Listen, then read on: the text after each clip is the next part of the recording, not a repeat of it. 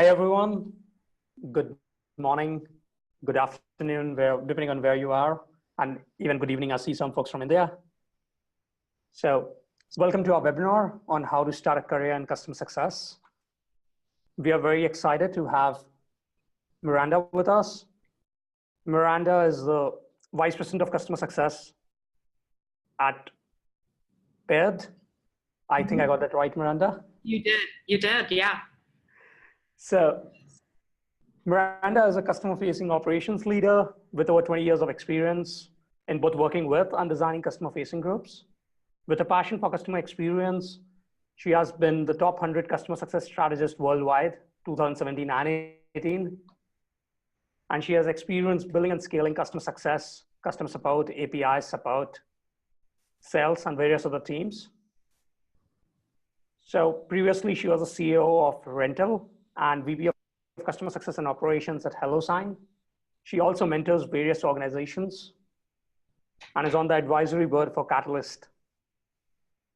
Maranda, thank you so much for agreeing to do this. We are very excited to have you for this webinar. Yeah, absolutely, my pleasure. On the other side, other side of the table, we have Puneet Kataria. He's the founder and CEO of Customer Success Box. Puneet will be moderating the webinar. Puneet, as he already told, he has more than a decade of experience selling SaaS. In his last company, he was responsible for 10,000 plus accounts, which is what led to Customer Success Box. Puneet and Maranda, I'm going to turn it over to you. Just for the information of the attendees, we are recording this webinar. So we'll be sending you a copy within 24 hours. Feel free to ask a lot of questions in the Q&A box or in the chat window, and me and Puneet will keep taking it as we go. Perfect. Thank you so much, Nilesh. So guys, like Nilesh mentioned, so although I'm moderating, but I'm primarily just making sure that we keep this dialogue two-way. And so keep interacting, keep those questions coming in. We are also monitoring the chat. So keep diving in. And without further ado, Maranda, over to you. Take it away. Yeah, wonderful. So I am going to share my screen with everyone. Just give me 1 second here. All right. Let me know if you have any issues seeing that.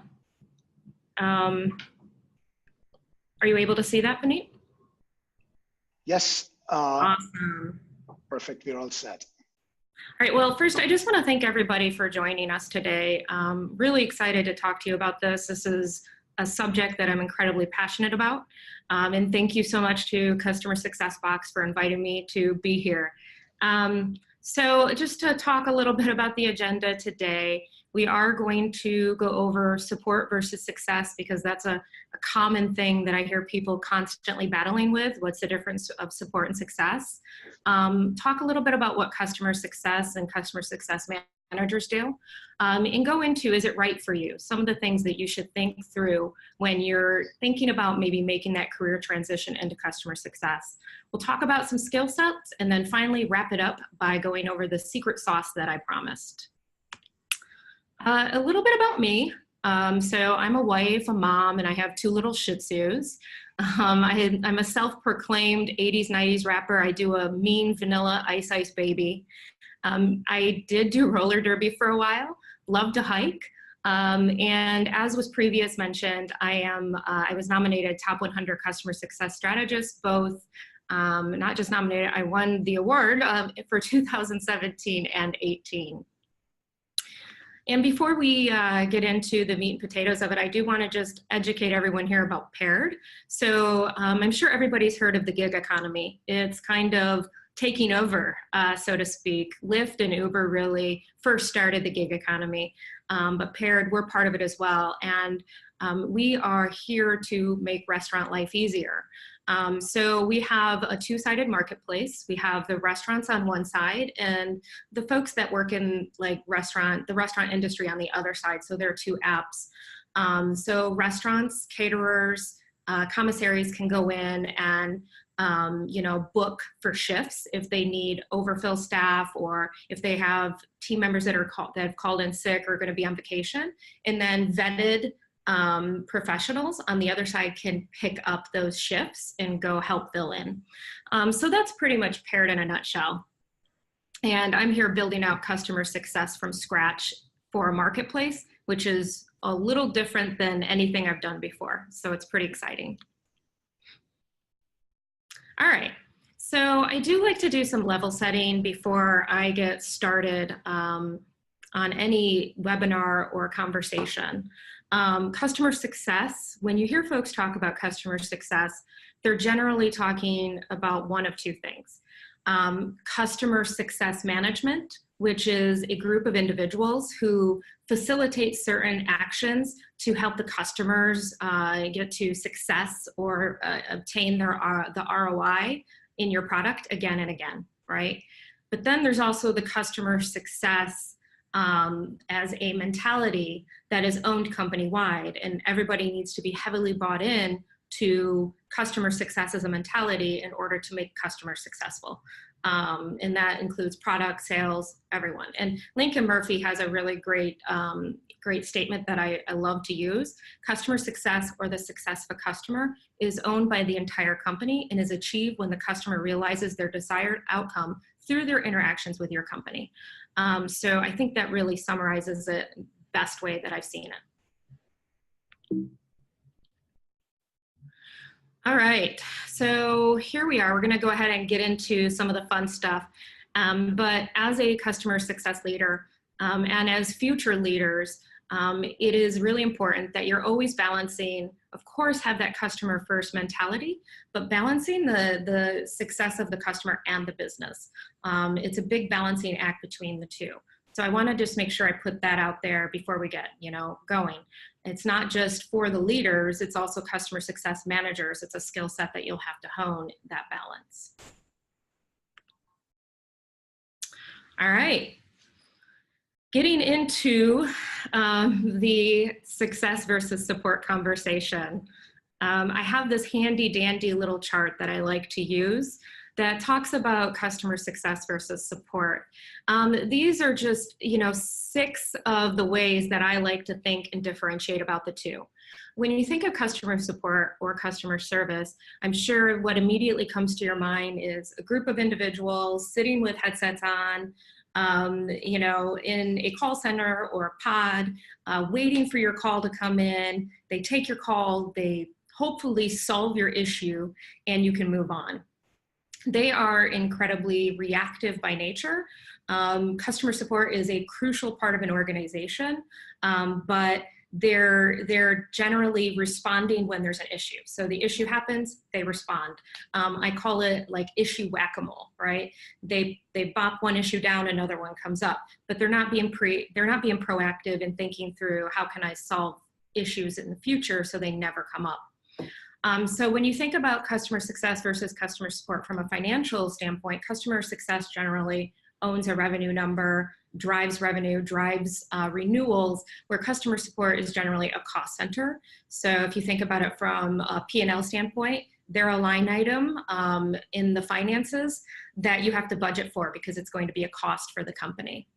Their action is customer success needs to be proactive, constantly looking at trends, constantly looking at analytics to see what's going to drive ROI, adoption, renewal, upsell.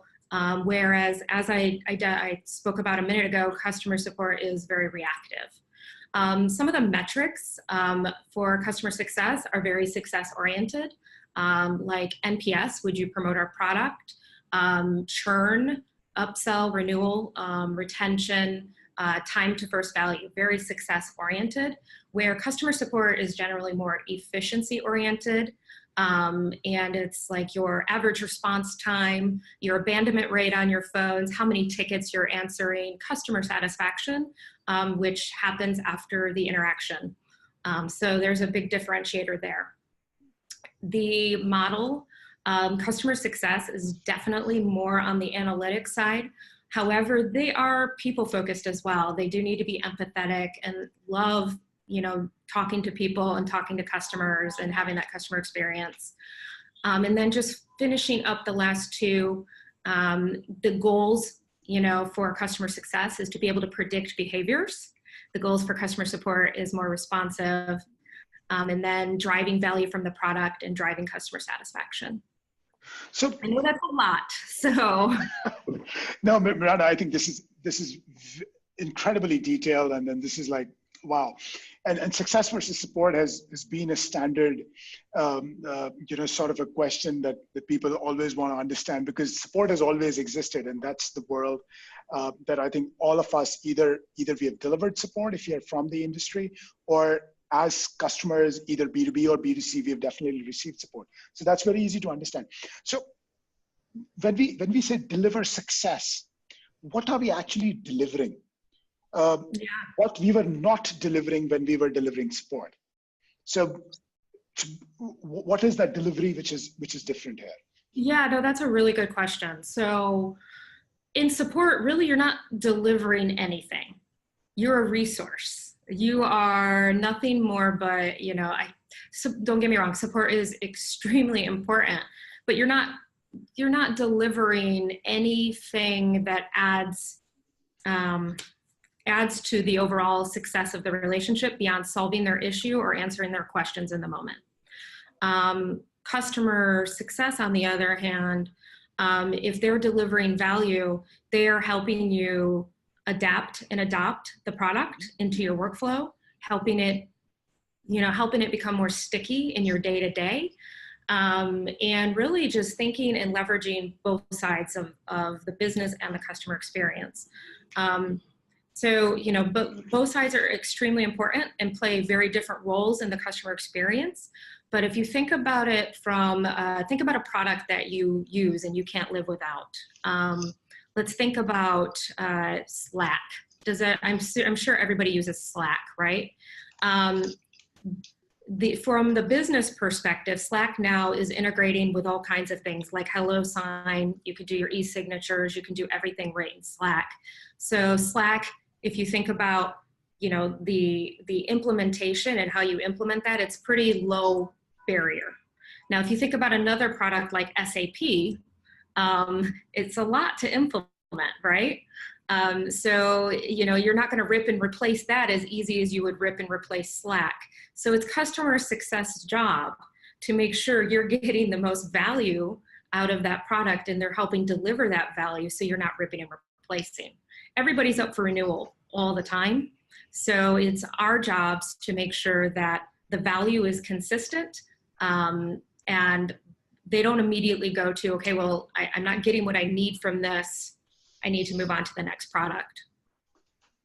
No, that's a really good one. And with Amy, and she's also curious to sort of understand that how will you compare success versus support versus customer experience? So where will experience fit in the entire this entire customer puzzle here, post sales? So the customer experience. So is she asking about it as a department or as a focus? She wanted to. So in her exact words, do you by any chance have a similar table for customer success versus customer experience? I don't have a similar table, but maybe I should create that. That's a really good call out. I think that customer experience folks tend to partner across the org to really think about, what the product's doing, what the marketing content is, and really like what is the engagement in the product and the tools, and how is the customer experiencing that. Customer success does do a lot of that as well. I see a lot of overlap between customer success and customer experience, but I think customer experience is less focused on the revenue side, where customer success is generally focused on the revenue side. Interesting. So,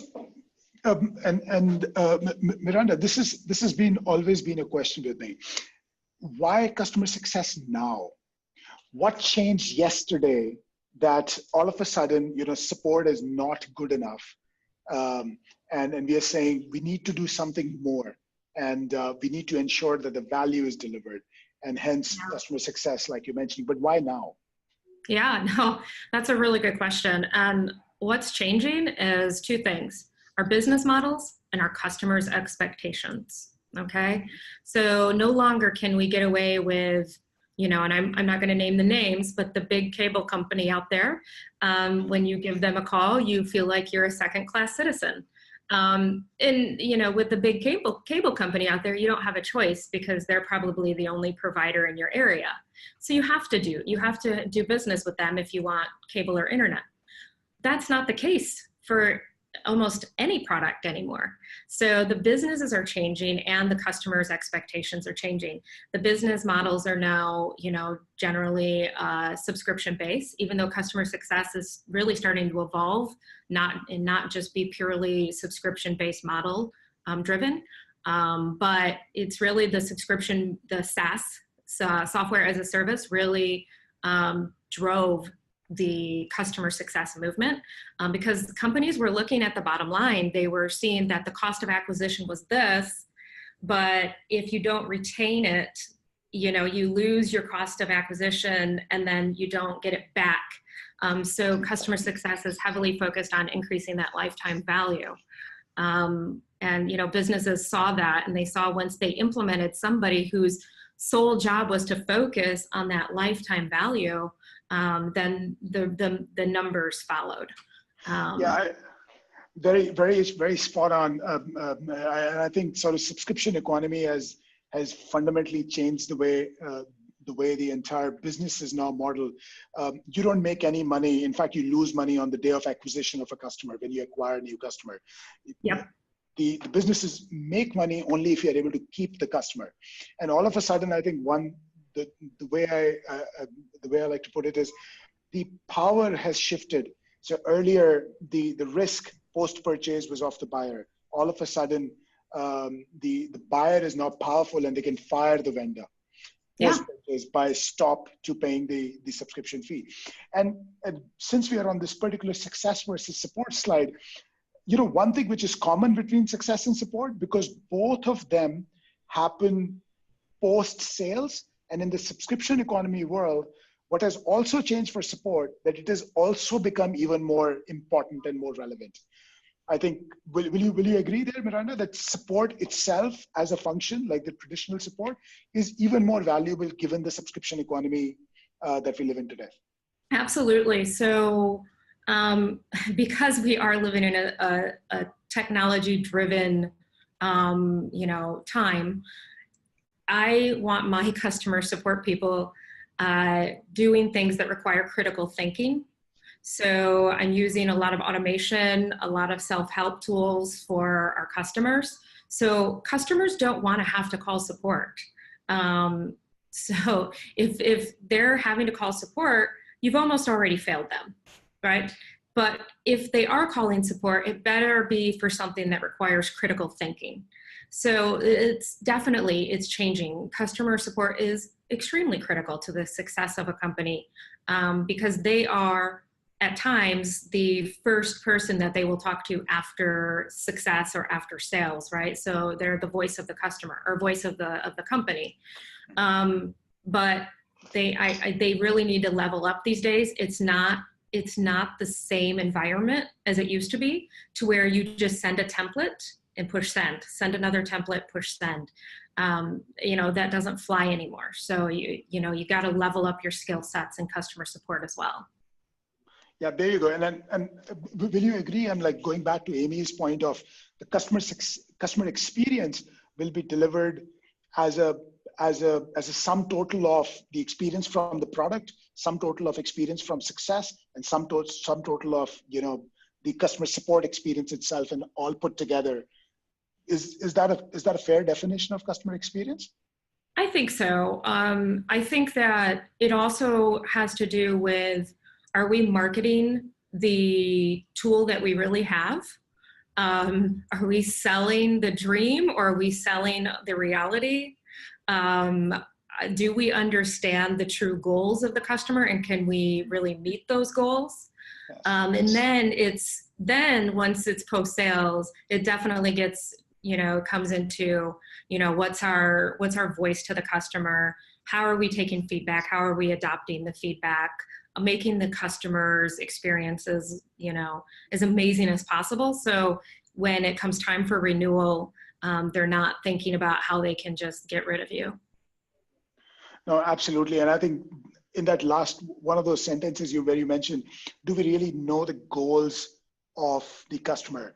And I think customer support traditionally was never into understanding the business goals. They were basically saying, hey, if you have a question, we will answer that for you. Now, we're not saying that's not important. That's very important. If customer has a question, you want to solve that and resolve that problem or answer that question. But I think success fundamentally changed, saying, hold on, why have you originally purchased the product or the service? Let's start from there and let's make sure we deliver that value. Yeah, definitely. Cool. And awesome. Sandeep, I think I agree, is saying that B2B SaaS businesses, again, I think specifying on the SaaS gave rise to customer success as well, which is, yes, which is exactly what we're, perfect. Back to you, Maranda.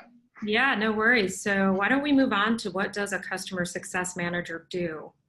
We touched about it a little bit already, but customer success managers, they do play a huge role in company-wide success. We talked a little bit about the cost of acquisition and then post-sales, the overall LTV. So it is the goal of customer success to increase the LTV, and that's really by, cross-sell, upsell, renewals, and, just really keeping them in the platform and keeping them as part of the team. So yeah, I do call us the growth hackers, because that's essentially what we do in a nutshell. We're the growth hackers. We play a big part in the negative churn goal. Now, the next two slides are very text heavy and designed this way by nature. And I'm going to read these really quickly. And this is just to make a point, because customer success managers do a lot. We advocate for customer, drive stickiness through adoption, decrease time to value, increase retention, build key relationships, create external advocates, and we are the voice of the customers. But there's more. We guide sales on right fit customers. We proactively provide insights on feature adoption, proactively provide feedback to product, provide references, case studies, customer stories to sales and marketing, create upsell opportunities, and we facilitate renewals.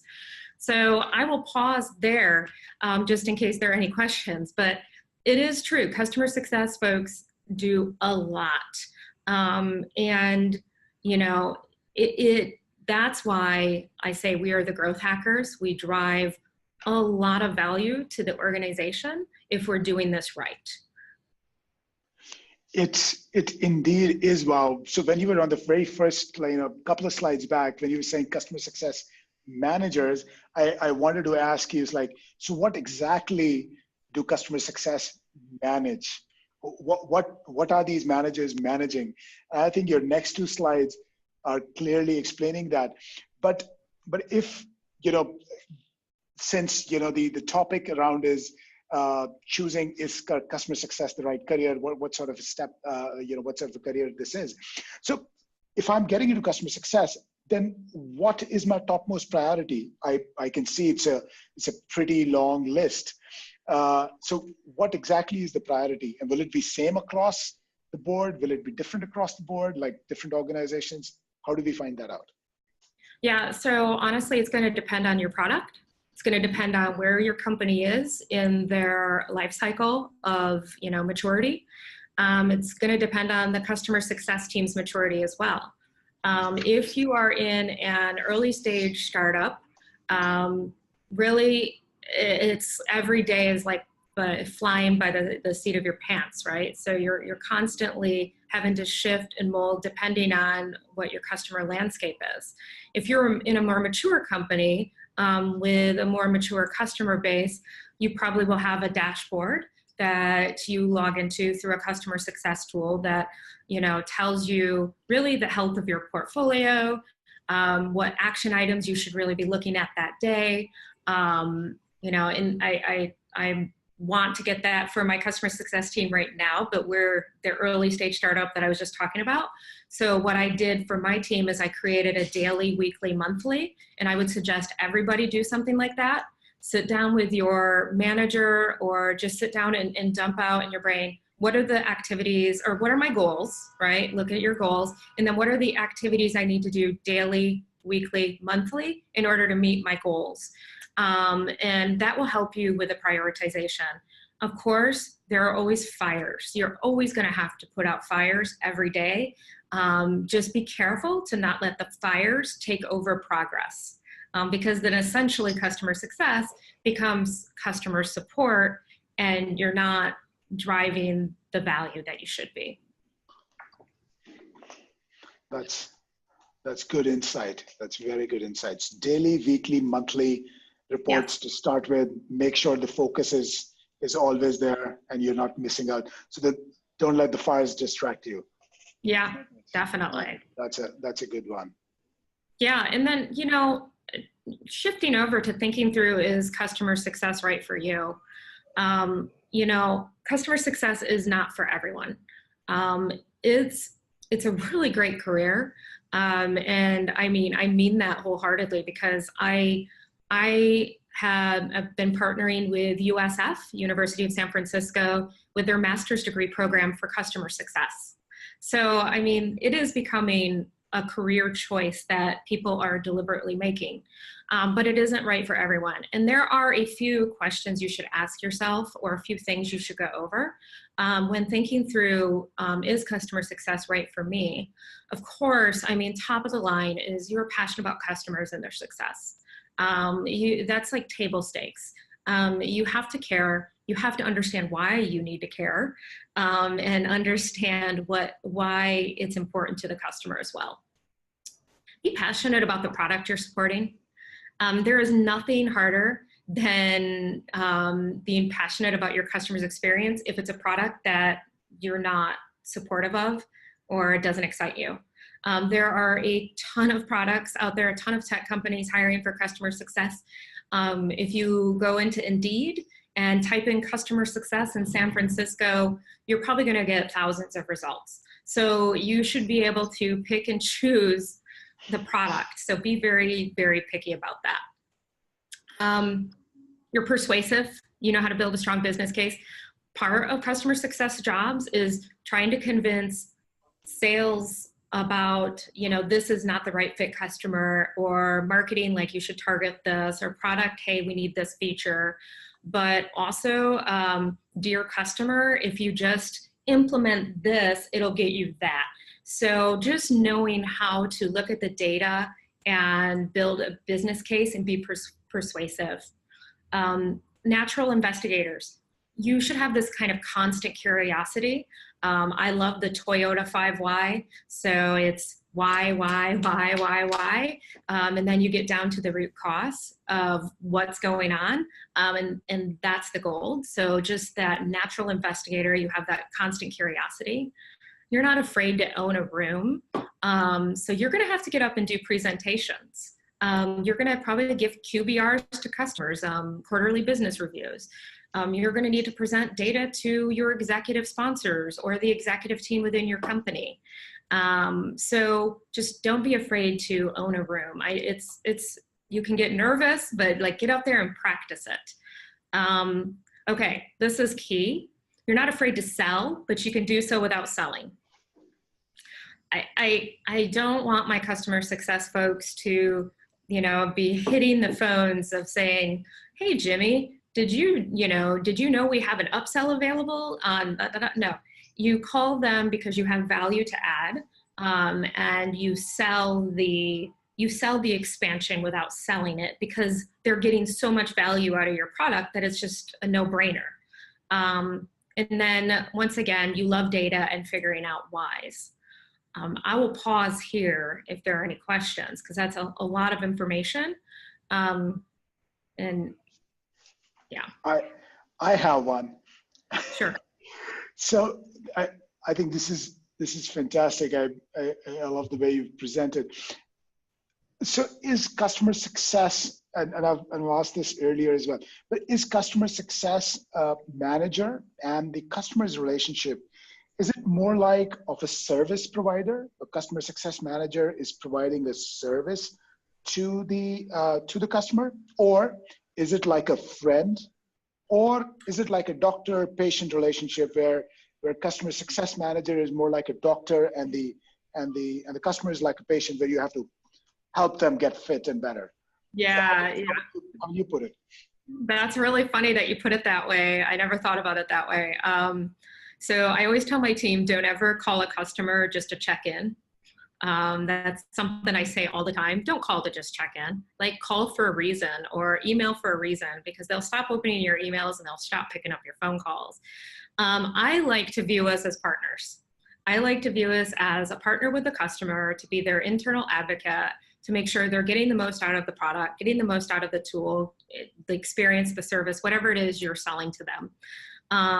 But it can be like a doctor-patient experience as well. I never thought about it like that, where, you know, you have a cough and you go to the doctor to get it diagnosed. That's a little bit more like a support relationship, but okay, you know, well checks. I guess that could work as well. But yeah, I view us more as advocates and partners with the customer. And when you're onboarding, that's pretty much how you introduce yourself. You're like, I am your partner here at Paired, right? I'm your partner here at Paired. We have your support team that's available, you know, from 4 a.m. to 9 p.m. and you can reach them anytime you have any problems. But I'm here on the business side to make sure that what you're paying for, you're getting the value out of. So it's more than just, you know, you have a toll-free number to call. I'm from the commercial side. I'm here to make sure that your money is not being spent in vain.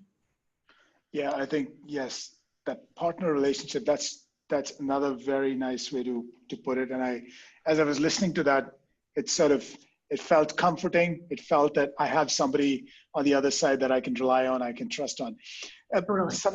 Sandeep has a follow-up, and he wants to know that as a success manager, you're of course responsible for renewals, but what other KPIs is a CSM responsible for, CSM being customer success manager, responsible for apart from renewals? Yeah, so customer success managers on my team are responsible for a few things. It's going to be different at every company, but there are a few core things that I think all of us own. NPS is the first one, the Net Promoter Score. And, you know, it's heavily driven by the company, but my customer success teams have always been definitely, it's part of their KPIs, is managing that. Second is time to first value or adoption time. How long did it take them to do a certain activity, right? At HelloSign, it was send a signature request. At Paired, it's, you know, onboarding and then booking a shift. How long from the time that they've signed up, downloaded, does it take them to complete a certain amount of shifts? That's, you know, like in a 30-day window, that's our onboarding period. Then on top of that, you know, we do measure the, so lifetime value, of course. There are expansion goals, which are almost similar to renewal because they do play in together, but it's getting more people to use more and adopt more of the features of your product. And then on top of that, I'm trying to think through what's relevant for everyone.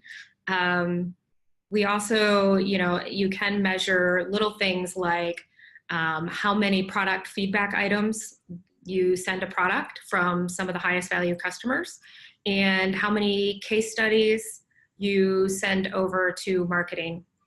Those are a few things that we always have on as our goals and our KPIs. And we actually use OKRs, objectives, key results. So it's definitely a little less like you have, yes, there are key performance indicators, but our OKRs go for a quarter. And we have these types of line items on there that we're constantly monitoring our progress.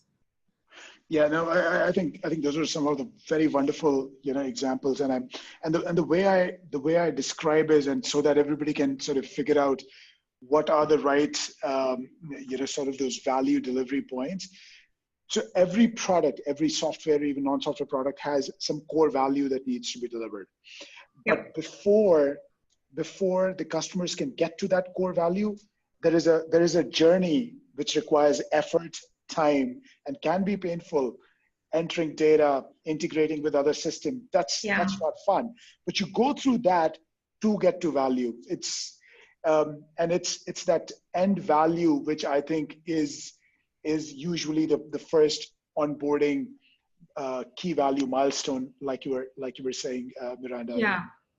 Yeah, I mean, you're calling out something very important. Onboarding is probably one of the most important parts of the life cycle, in my opinion. If someone has a poor onboarding experience, I think it decreases the chance of renewal by something like 50%. That's pretty significant if you think about it. So from a customer success standpoint, the first and foremost thing that I like to focus on is that time to first value and the onboarding experience. It's so crucial. Yeah, and during onboarding, there are a bunch of things that a success manager is supposed to do that will enable the customer to go from sign up to getting to that first value. Yes. And the technology can really help to make sure that adoption is moving forward and you're able to keep a tab that, yes, they're not just checking boxes, but the actual customer is able to adopt that product and really truly get to that value, which is totally. I mean, most customers won't know the value of the product if they're not using it, right? So I think that's the first hurdle, is getting people registered and getting them actively, like almost the toothbrush test. If your product can pass the toothbrush test, which is you brush your teeth twice a day, right? So you want if you have a product that fits into that toothbrush test category, you definitely want to watch that and see how many times a day they're logging in and hopefully doing something more than just logging in. Yeah, no, I think that's very well said. So Sandeep has a very interesting question. So while a success manager is delivering all this success, understanding why they originally purchased the product and helping them get to that early value, what sort of a relationship is the success manager having internally with the rest of the folks, with development, with the testing, with implementation and support? How is the success manager's role? So we've spoken about success manager, interacting with the customer, but what is his role internally within the organization? Yeah, so that's a really good question. If you think about the partnership aspect of customer success manager is the voice of the customer internally, right? So if the customer, let's just imagine the customer success manager is doing an implementation on, we'll just use HelloSign's API as an example. The API at HelloSign required a lot of people to be involved. Post sales, of course, the customer would get a customer success manager, but then we had our API support engineering team that would work with the engineers on the other side to get the API embedded if they were going to do an embedded workflow. And then they had to go through an app approval. Customer success manager's responsibility in something that complex is definitely to make sure all the moving parts are moving in the right direction, and that they're constantly providing feedback on what's going on the customer's experience. Are there any bugs that they experienced? What's the barrier to entry? If you think about it, it's the customer success manager's job to really put on that customer hat and feed that information to every person in the company that could improve the experience. So that's product, that's marketing, that's sales, that's the support engineers, whoever it may be. But they really just kind of corral everybody and keep the train moving along the right way. Yeah, and given that customer success is sort of working very closely with the customers, I think it sort of becomes their responsibility to bring that feedback back into the rest of the team, because a lot of times I think that feedback can be very useful in eradicating the root cause of the problem to sort of start with. Absolutely. And that means I think especially in a product world, I think the entire organization's in a way relying on the inputs provided by the success manager to see, okay, how the product is getting adopted, which are the blockers, and where, what the customers want more of. Yeah, absolutely. And, the customer success organization should help the entire company learn. They are the front line with the customer, and it is their responsibility to make sure they're feeding this information to the various departments to help them learn so the product can evolve, so the teams can iterate, and make sure that the experience is improving. If the customers had, any kind of pain points along the way through their onboarding or any part of their life cycle, the customer success managers, if they're doing their job successfully, they should know that and make sure they're just feeding that out. Yes, and the most powerful way I always try to put it is, customer success is not just the responsibility of the success manager. I think it's an organization-wide responsibility that we need to make every customer successful. Customer success is sort of just the interfacing between the organization and the customer. Absolutely, and that goes back to my very first, one of my first slides where I put the definition up between customer success management as a department and then customer success as is a theory or as a thought for the entire organization. But it is customer success job to be that voice and be that advocate.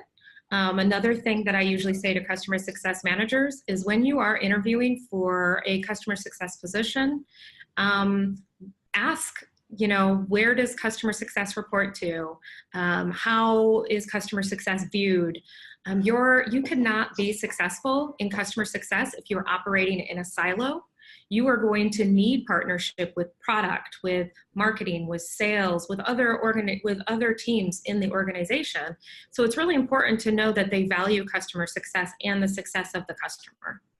Yes, very, very well said. So now I'm all thrilled about getting into customer success. So how can I go ahead and do about it? So what skills do I need? Lovely. Yeah. Oh, did I miss a slide? I did. Yes. All right. Gotta have a little John Travolta, right? So the skills you'll need. Look, so I mean, we've talked about a lot of these, but it's really around bringing yourself up out of support or out of sales, right? It depends on where you're coming from and what team you're currently working on, or if you're moving to a new company, what you've been doing. But if you're making a shift from sales or support, or, those are the two typical places I see people move from to go into customer success, you really want to hone in on your strategic thinking skills. There's a lot of ways to develop them. There's a lot of little training courses out there, but just start thinking longer term, big picture. Instead of thinking in weeks, think in quarters. And then once you get quarters down, think in year. But really think about, this is where I want my customer to be, and then fill in all the activities you need them to do in between when they need to be there and where you are today. Empathy is really key as well. It's important that you're able to put on that customer hat and be empathetic to them, their plight, their investment. So that's really crucial. Communication, written, on the phone, however you're going to communicate with your customers, make sure you are a strong communicator, and that feeds right into great listening. You can't be a strong communicator if you're not a great listener. Sometimes you will have customers contact you and they think the issue is this, but it takes them, 5 minutes. So you're going to need to be really good to listen and pick out exactly what they're trying to say to you. Extreme owners from start to finish. So as a leader, I really value the customer success managers that come in and say, I got this, and I can just let them go and have it. And they're not dropping the balls, anywhere in between. They own whatever the issue is, the implementation.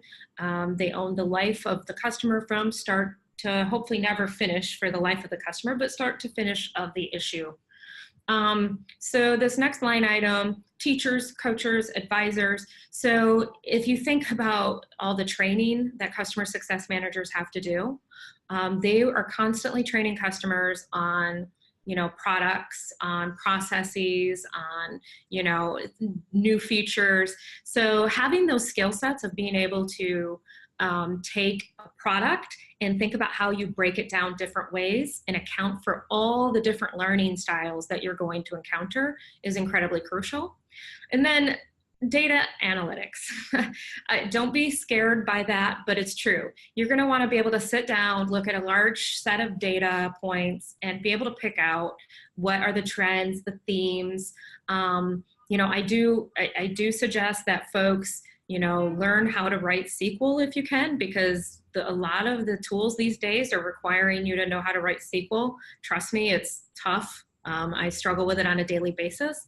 And then there's one more thing that I didn't put in here because I didn't want to scare anybody, but I think this is the direction that we're going as pretty much a society. People should really start learning how to code.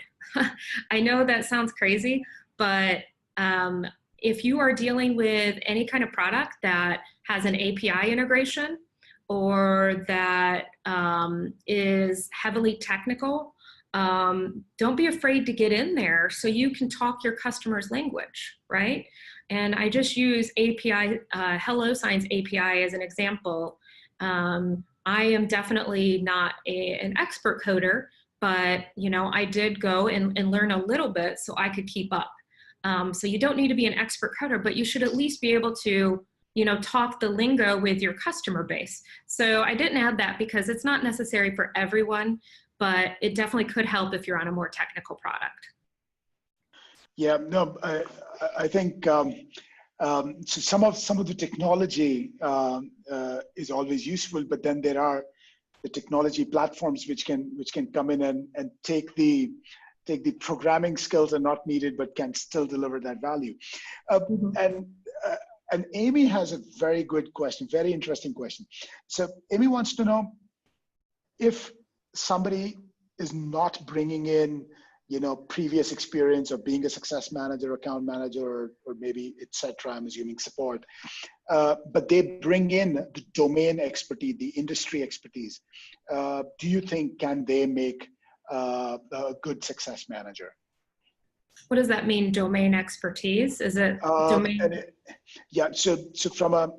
Amy, correct me if I'm wrong, but the way I'm looking at the way I'm reading this is, so let's say we are talking about like paired as in restaurant business. So you're essentially in the gig economy. I got that right? Gig economy. Yep. Awesome. Cool. That's a word that I've learned today. Somebody who's never been a success manager, somebody who's never done support, but has been a restaurant manager. Do you think that skill will be valued? And do you think that skill makes for a great customer success manager?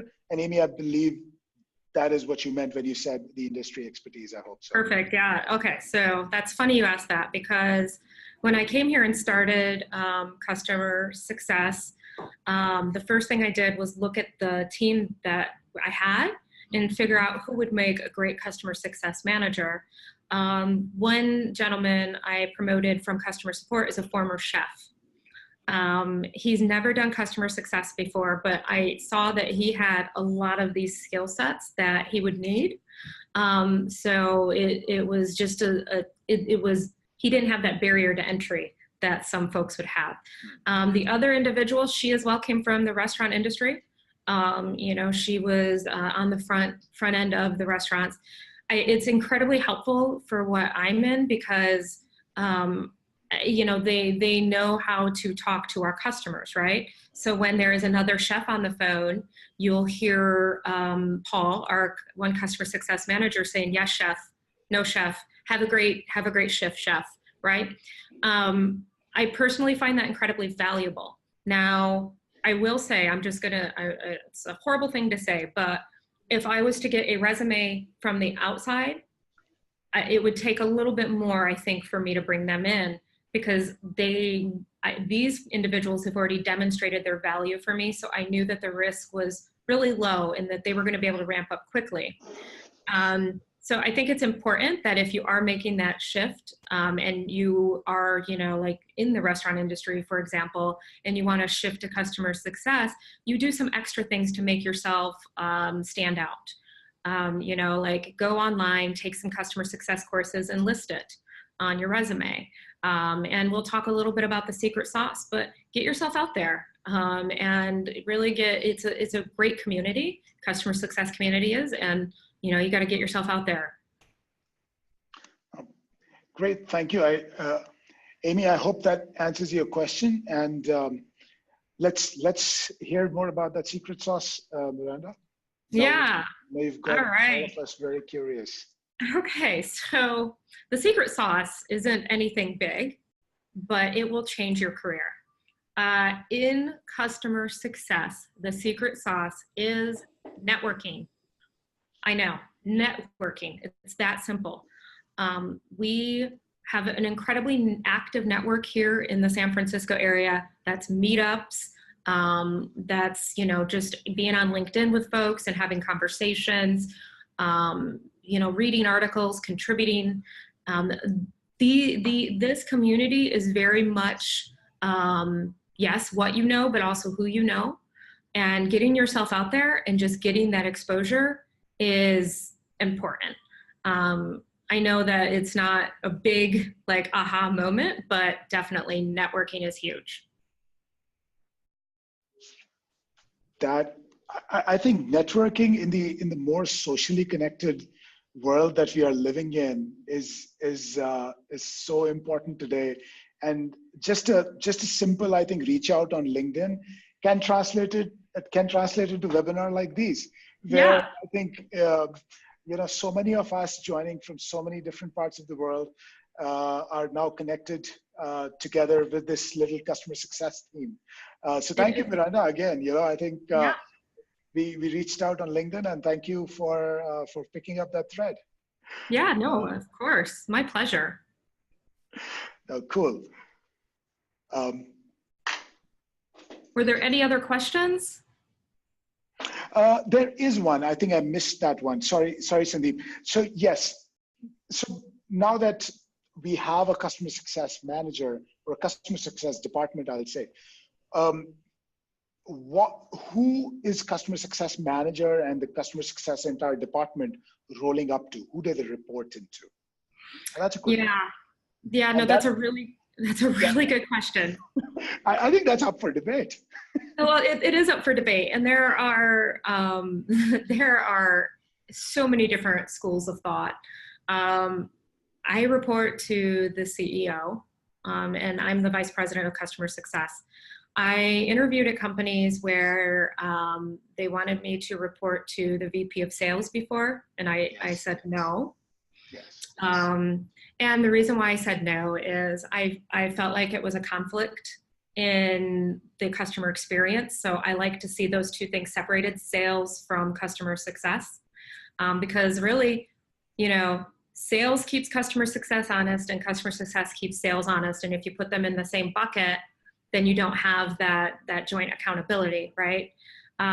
Personally, I'm totally on board with customer success being reporting to the CEO or COO. I think those two places make a lot of sense. In the more technical products, even the CTO is fine as well. But in regards to the VP level, if customer success rolls up to sales, it's fine as long as the CEO or the COO that the VP of sales reports to is really measuring the churn and measuring the success of the customer. But my immediate reaction is always no, Yes, just chiming in there. So, given that I'm coming from the sales world, and I was responsible for MRR, and I was forced to learn about customer success myself. You need to understand, what is this individual, this VP of sales, responsible for?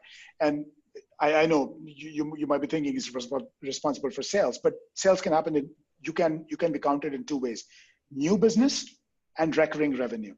Mm-hmm. And I think if a VP of sales is only responsible responsible only for the new business, and then having also an additional accountability for the customer success department, that may not be fair, because customer success is bringing in recurring. And hence, I think both new revenue, which is new, bringing in new logos, new customers, new acquisitions, and that's new business, net new business, and recurring revenue are equal, and I think no matter what hats you're wearing, what what titles these two roles have, but they need to be sitting in parallel. And are you seeing, Miranda, the CRO, the Chief Revenue Officer, now sort of coming up, Yeah, really getting a I am. C-level seat, and CRO is, your next role, I'm assuming, is going to be a CRO, is now is CRO a finance role, or is CRO a very success role? How do you look at it? And I've been It is. So, I mean, just by what CRO means, Chief Revenue Officer, it does have this financial component, right? Yes. So I do see more and more CROs now. A few years ago, I'd never heard of it before. There was the CEO, COO, CFO, CTO, and now we have CRO and CCO, Chief Customer Officer. There's all these new things being born. But I've seen now that the CRO, and then you also have the Chief Marketing Officer. I've seen that the CRO owns, customer success and everything there. And I've seen sales under there as well sometimes, but sales sometimes is under the Chief Marketing Officer. So it just depends on the product, and it depends on, like you made a very good point. If sales owns only the new business and then they pass it off, it makes no sense for customer success to be there with, in that org. But it's the same with, the model of CRO, all of that. It just depends on the product. It depends on where the money is coming from. Yeah, and yes, I think you're right. So sort of, a lot depends on what the industry is used to. Do you have account managers who own the existing accounts and are responsible for upsell, or is Right. that a responsibility of the success managers and so on and so forth? So great, and I think early. Yeah, I just put the key takeaways up there because I know we're getting short on time. I know. And this went by really fast. So I think the key takeaways here, I mean, we had a great conversation today, but just really assess if customer success is right for you. I stressed that earlier that, it's not right for everyone, and that's okay. So really, do some self-reflection and think through if this is the right move for you. And if you are looking to move or make that career hop, if you're doing it within your org, make your manager aware of your desires and ask for them to advocate for you. Ask for them to set up time for you to shadow customer success if you already have customer success. And, see what a day in the life of a customer success manager really is. And also, I talked about making plans, thinking strategic. Do the same thing for you. Assess where you are and make a plan. Say, I need to build this skill, which will take me here, and these are the things I'm going to do to invest in it. I'm going to take these courses, I'm going to read these books, I'm going to get a mentor in the community, whatever it is, but make a plan. Build those skills, right? Just, never stop learning. Read, attend meetups. They're a great way to get information. And also they usually give you free food. Okay. And then seek out education. And then once again, network a lot.